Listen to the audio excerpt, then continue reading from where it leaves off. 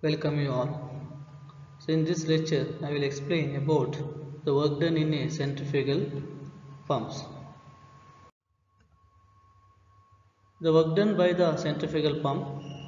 So and also in this topic we will going to discuss about the head discharge or head capacity relationship for centrifugal pumps and compressors, and also we are going to explain about the influence of the blade angles on this head discharge curve. The velocity diagram for the centrifugal pump and compressor shown in figure. So in this one, the VU1 is equals to 0. See this inlet and exit velocity triangles here. So in inlet velocity triangle, the inlet of the fluid or water in a radial direction. That means the alpha 1 is equals to 90 degree. The corresponding velocity V1 is equals to flow velocity, that is Vm1 or Vf1. And in exit velocity triangle, see the notations of the exit velocity triangles. So here the distance VU2 and U2 is shown in figure, and the difference of this U2 and VU2 as marked as a distance of x2. The beta 2 represents the vane angle at outlet, and alpha 2 is equals to fixed blade angle at inlet. The corresponding velocities at outlet, the V2 and VR2. The Vm2 represents the flow velocity at exit.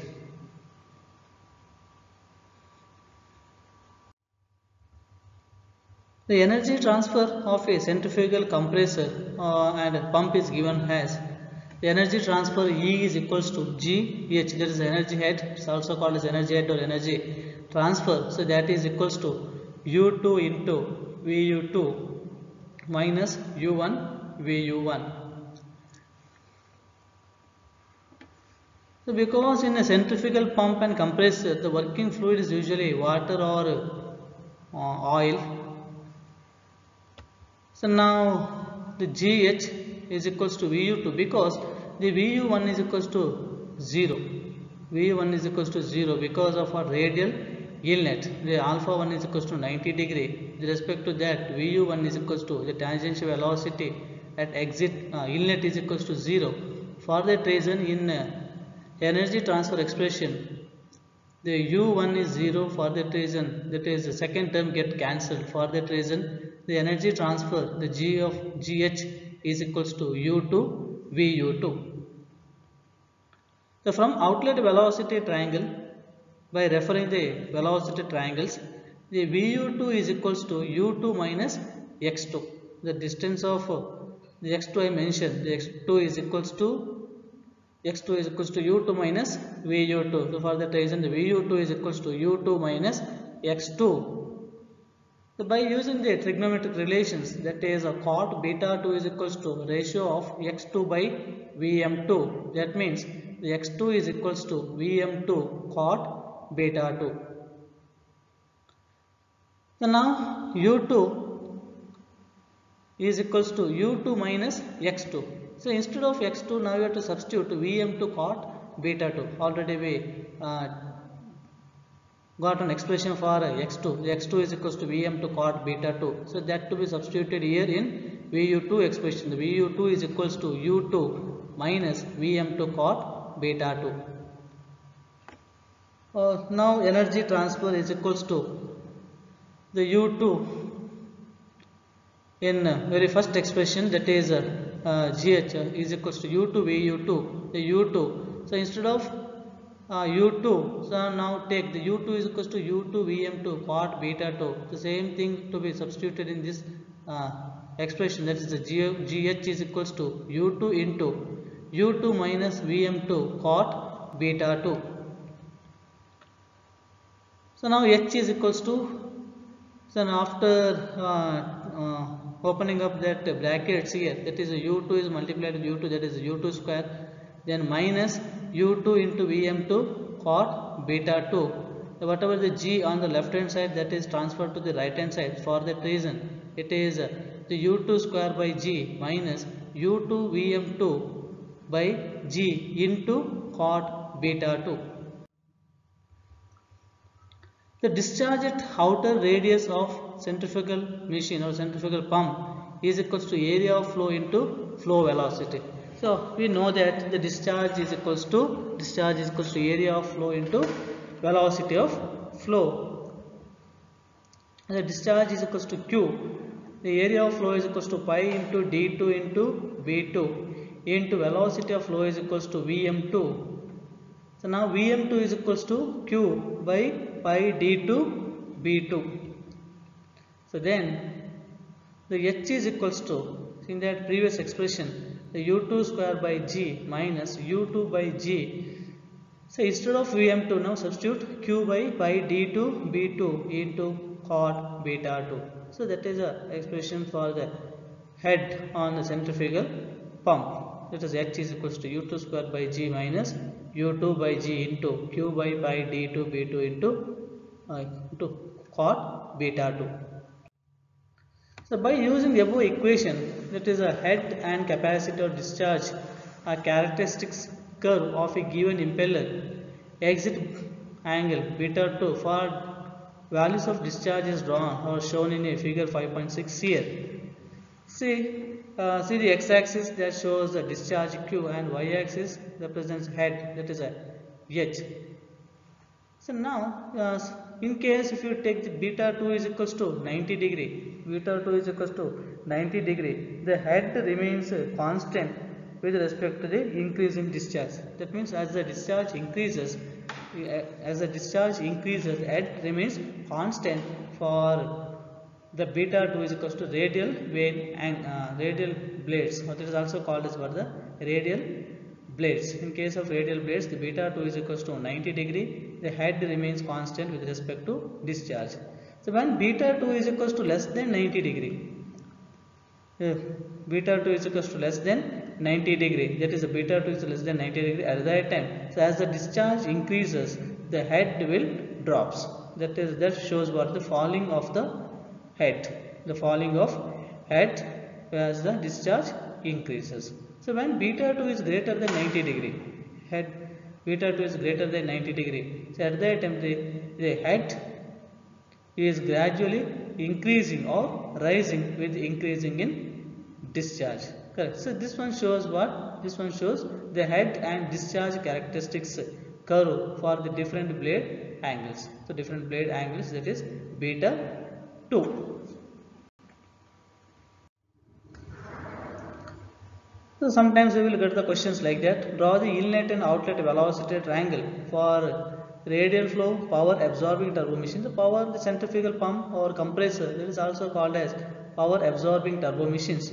So with the backward curved vanes, radial vanes, and third ones are forward curved vanes. Assume inlet whirl velocity to be 0.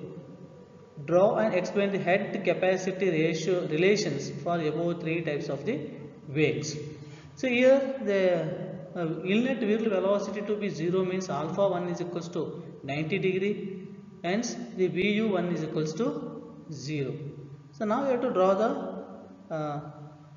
the blades for the backward curved vanes, radial curved vanes, and the forward curved vanes. So there are three types of the vane shapes in centrifugal machines, namely backward curved vanes, radial vanes, as well as forward curved vanes. The vane is said to be backward. The vane is said to be backward curved if the angle between the rotor blade tip and the tangent to the rotor at the exit is acute. That means beta 2 is lesser than 90 degree. If it is right angle, the exact beta 2 is equal to 90 degree, the blade is said to be radial. In case if it is greater than 90 degree, that is beta 2 is greater than 90 degree, the blade is said to be forward curved. So here the blade angles measured with respect to direction of the rotor, that is more commonly it is taken in the clockwise direction.